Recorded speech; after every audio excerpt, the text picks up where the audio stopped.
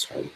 Live. Hey, there we go. We are live. Okay, so hey people, I'm Brian, the student pastor at Pantano Christian Church, and I am Cody, the student pastoral intern. yeah. And in our student room, we have a couple of boxes posted that have a big question mark on them, and we've had students turn in a bunch of questions, and we're going to start answering them in videos like this. And so we felt like it would be quite fitting to start off with one that sort of starts at the beginning of like, what is the big question about Christianity and God and everything? It's, why is God real? Why do we believe God is real? How do you know God is real? How can we trust that? And if he is real, why is he the best one? Why not any other God of any other religion? And so Cody, do you want to start us off with your initial thoughts there? Is God real? We're starting with a nice, easy question that philosophy has been trying to answer for as long as there's been mankind. So why is God real? I think one of the biggest evidences that God is real is simply the irreducible complexity, which means that of our world, which simply means that there's so much going on in the way that our world works, our universe works, even our bodies work, that really is inexplainable without a creator. I mean, you can look at research about how the human eye formed, or our immune system, or on and on. Yeah. Awesome. Yeah, that's there's a great book on that if anybody's into that, called Darwin's Black Box, by a guy named Michael Behe, or Behe, I don't know how to say his name, but Behe, Michael J. Behe. And he talks about irreducible complexity. And in that, one of my favorites that the illustrations that he uses for that idea, which this starts getting into the evolutionary debate as well. But just the idea that the stuff in our world could not be, especially living organisms, could not be compiled step by step by accident. The blood clotting factor in all mammals, for instance, and even in a lot of non-mammals. The thing that keeps you from bleeding to death, or keeps your blood where it's supposed to be, it has so many steps to it that you can't just take one out and you can't just have blood with no clotting factors.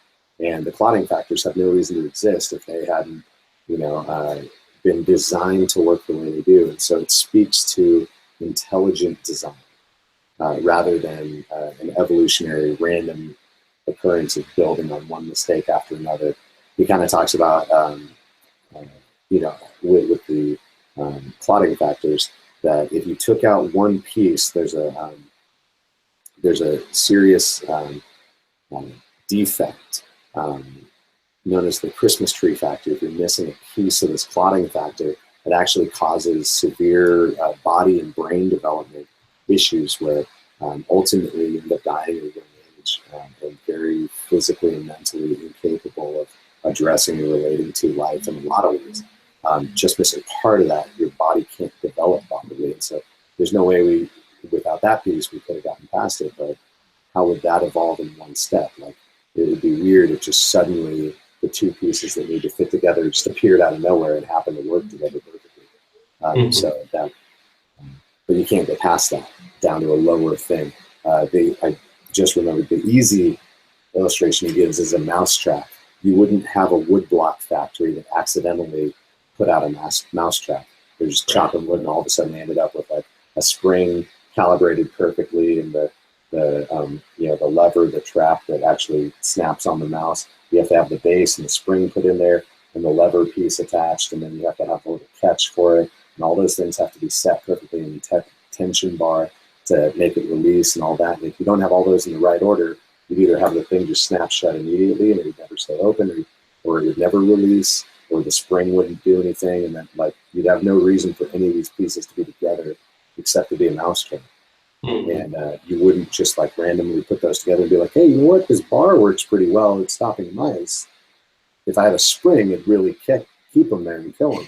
Like it wouldn't work. So. Another great resource that I remember from college is Ben Stein's movie Expelled, No Intelligence Allowed. I really like when Richard Dawkins, who is like a leading atheist and scientist, talks about how maybe aliens seeded the earth. Like they're the ones who brought life to the earth, because there aren't a lot of explanations out there outside of God and outside of random evolution. I like that he brings that up, because whether he acknowledges it or not, it opens the door to saying, maybe there is a creator, there is a designer to our universe. And so that's Expelled by Ben Stein, the guy from those old Visine commercials, who you might not remember those, but they're funny. No, those are awesome. He's also the guy, if anybody ever gets around to watching Ferris Bueller's Day Off. Yeah, he's the teacher. Right. Bueller. Yeah, so. That's right. But I think even beyond that kind of stuff, because that pulls us into the evolutionary talk quite a bit. But biblically, and I think we can find scientific evidence that supports this. But biblically, in Romans 1, verses 18 to 21, it says, God shows his anger from heaven against all sinful, wicked people who suppress the truth by their wickedness. They know the truth about God because he's made it obvious to them. For ever since the world was created, people have seen the earth and sky. Through everything God made, they can clearly see his invisible qualities, his eternal power and divine nature. So they have no excuse for not knowing God. And that's Romans 1, 18 and 19, actually. And in that, as we look at creation, so that the Bible says we should be able to look at creation and see that there is a God. And if we look at creation, we are led to these big kind of arguments for God, for the existence of a divine, all-powerful creator God. Mm-hmm. And the traditional arguments for these are called, there's the cosmological argument, which talks about causation. If you look at the world and you go, how'd all this stuff get here? And, that leads us into talking about evolution. But like we said, you run into roadblocks with evolution where, you can't just move step by step. That's not how life works. That's not how living beings are arranged. That you can't just take all the pieces out and be like, well, we were all gelatinous, and then one day we formed bones for no reason, just in case we needed them eventually. Even evolution takes faith. Right, and there's a lot at a certain point. Absolutely. And so looking at what caused our world to exist, how did all this stuff happen? The cosmological argument, why is there even a cosmos, and how did this stuff get here? The closest theory scientists have come to is the Big Bang Theory, which actually somewhat approaches a description of Genesis 1. They're going like, well, let there be light, and so even with that you kind of have to stop going back and start coming up with really weird theories to go beyond that and see, well, how did the Big Bang happen? And ultimately, there's no scientific reality where having nothing explodes into something. That can't happen. And if you had something more than nothing, how did that get there? And so you either end up in some sort of weird infinite loop of circular reasoning or whatever else, unless you have some divine being that exists outside time and space that created all that there is. And logically and scientifically that works. It actually is a reasonable assumption that, like, hey, if there's no other way to explain this, maybe it's that. Or even better, biblically that lines up. And when we look around and say, hey, if there was a purpose to everything, there is a purpose to everything, and God had created it, then the way our world is arranged starts to make a lot more sense. And it's not just taking an easy way out. It's looking around and saying, there's clearly a divine order and design, which then speaks to the teleological argument, or the watchmaker's argument, so to speak. If you tripped over a watch and found it in the middle of a field, You wouldn't go like, wow, what a fancy rock. Look how it just has all these spinny parts and it keeps time in a perfect thing. You would look at it and automatically recognize, wow, what made that? And so, when we look for life on other planets, we look for evidence of things being ordered and everything else. And why do we look in space to order and complexity as being, and intent as being signs of life and intelligent life, and not apply that here and say, hey, even down to human beings and living creatures, there's obviously an order and complexity that speaks way beyond our technological advances, and especially beyond random chance. Random tends to be chaos, not ordered and complete. So, thoughts on those? Yeah. Just the second part of our question is, if God is real, why is he better than all other gods? Which is it's a huge question as well. I like studying religion. I like looking at different religions, and everything I've studied, everything I looked at, I might be wrong, but what I see is almost every other religion is acknowledging that man isn't good enough for God. Mankind isn't good enough for God, and we are systematically trying to work our way back towards God. In Buddhism, it's expressed as denial of self. In other religions, it's always ends up being, we're here, God's here, and we have to do good things in order to experience or be accepted by God. Mm-hmm. And I love that Christianity and true Judaism was the same way as well. But it's here's God and man communicating, loving each other, no separation, because God loves us and wants to be a part of our lives. And when man chose to disobey God, there was a disconnect.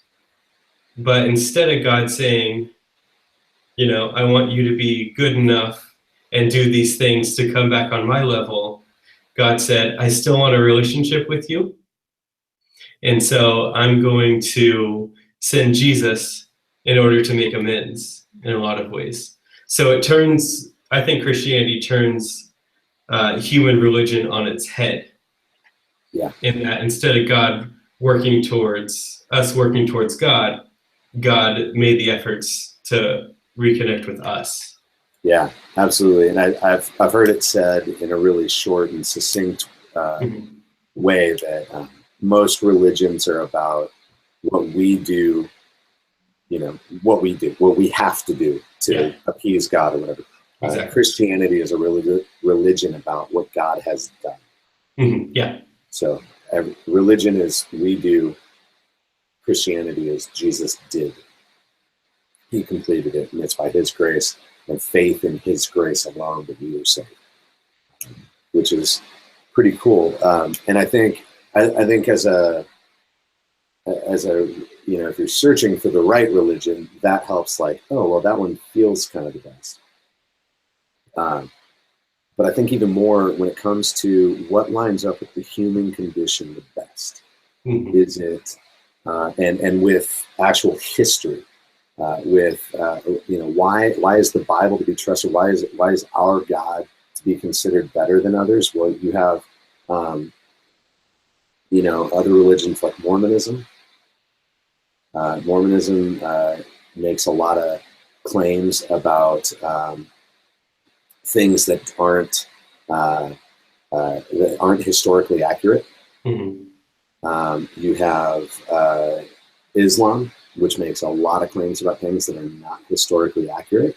They have a skewed view of what history looks like, and they twist and cherry pick verses out of the Old Testament and the New Testament to justify their beliefs, but it's not.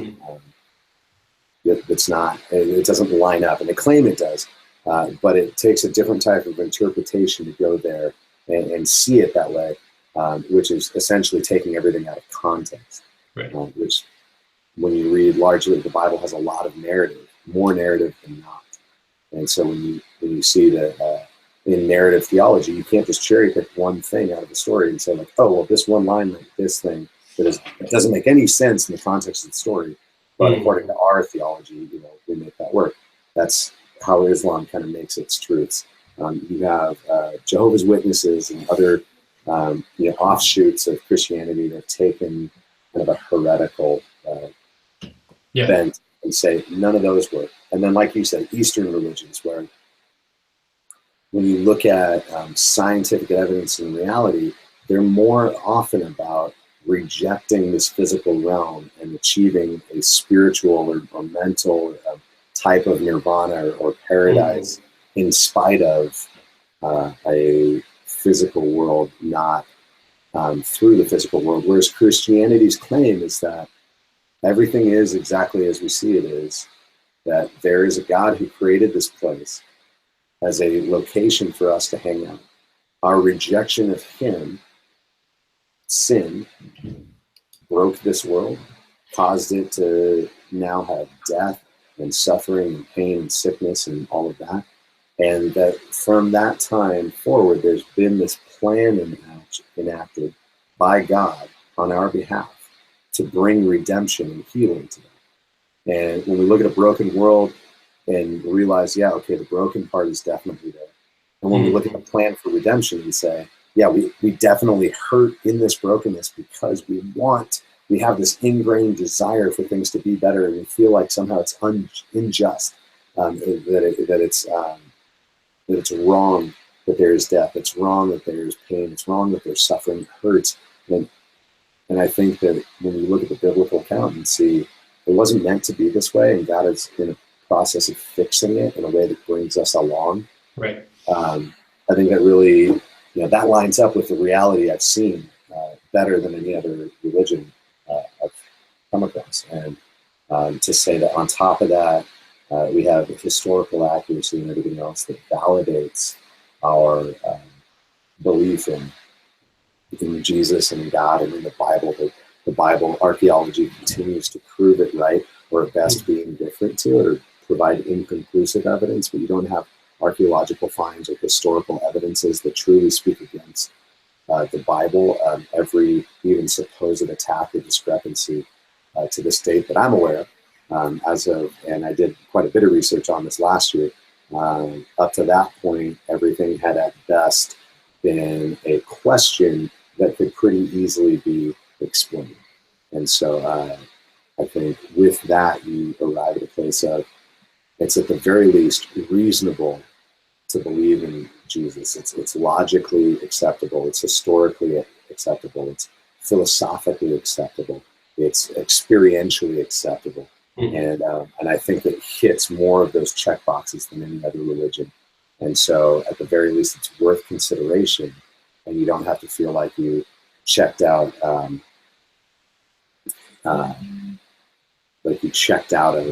reality to do that. So. Right.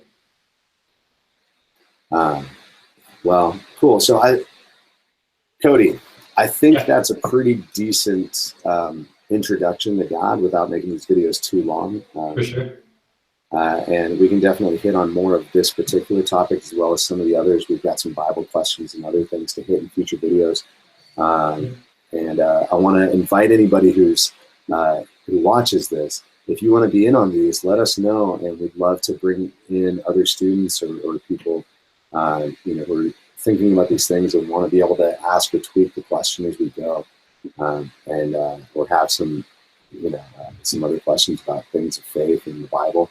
But we're hoping that this is a resource for our students and our leaders to be able to hear a more conversational kind of discussion of how these things work out. And